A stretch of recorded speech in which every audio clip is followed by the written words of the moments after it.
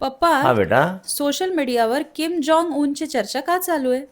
काय झालं बेटा, इराण, इस्रायल आणि अमेरिका यांचं जे युद्ध चालू झालं ना, या युद्धामध्ये ज्यांनी त्याची बाजू घेतली, म्हणजे अगदी स्पष्टपणे आपल्याला म्हणता येत नाही, परंतु रशिया आणि चीन हे जे दोन राष्ट्र आहेत, हे इराणच्या बाजूने आपल्याला दिसतात. म्हणजे आयातुल्ला खॉमेनी यांची हत्या झाल्यानंतर या दोन देशांनी शोक व्यक्त केला आणि आंतरराष्ट्रीय कायद्याचं उल्लंघन आहे असं रशिया आणि चीन यांनी म्हटलं. त्याच्यानंतर किम जोंग उनची चर्चा सुरू झाली सोशल मीडियावर, खास करून मीम्स बनवणे वगैरे. परंतु हा गमतीचा भाग नाहीये बेटा. हे जर समजा युद्ध जर थांबलं नाही आणि जर ते पेटलं, महायुद्ध तिसरे म्हणजे WW3, वर्ल्ड वॉर 3 ची सुरुवात कधीही होऊ शकते, अशा प्रकारची परिस्थिती जगामध्ये निर्माण झालेली आहे. जगामध्ये अशांतता निर्माण झाली आहे. म्हणजे या युद्धामध्ये केवळ इराण, इस्रायल आणि अमेरिका हे तीन देशच होरपळत नाही, तर G7चा म्हणजे गल्फ कंट्रीचा जो भाग आहे तो सुद्धा यामुळे होरपळतो आहे. आणि सगळ्या जगाला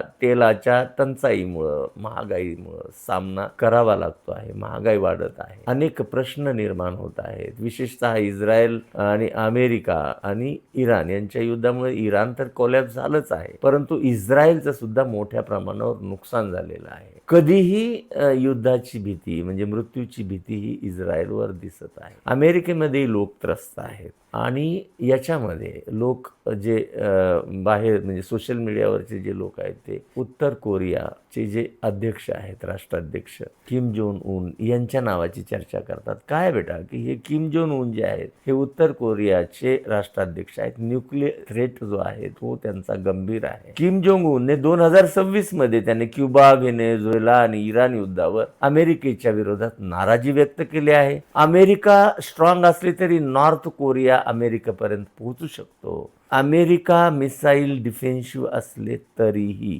नॉर्थ कोरिया अमेरिकेच्या काही राज्यावर स्ट्रॉंग हल्ले करू शकतो. यामुळे लाखो मृत्यू होऊ शकतात, रेडिएशन होऊ शकते आणि हे जर झालं बेटा तर दक्षिण कोरिया, जपान यांचेही नुकसान यामुळे होऊ शकतो. म्हणून हे युद्ध थांबणे गरजेचे आहे. आता हे युद्ध कोण थांबवू शकतं, तर UAE मध्ये बिलेनियर आहेत खलाफ अल हफ्तूर यांच्यासारखे बिलेनियर जर पुढे आले तर हे युद्ध थांबू शकतं. कारण हे बिलेनियरच बेटा सरकारे बनवतात आणि सरकार पाडतात. लक्षात आलं बेटा तुझ्या?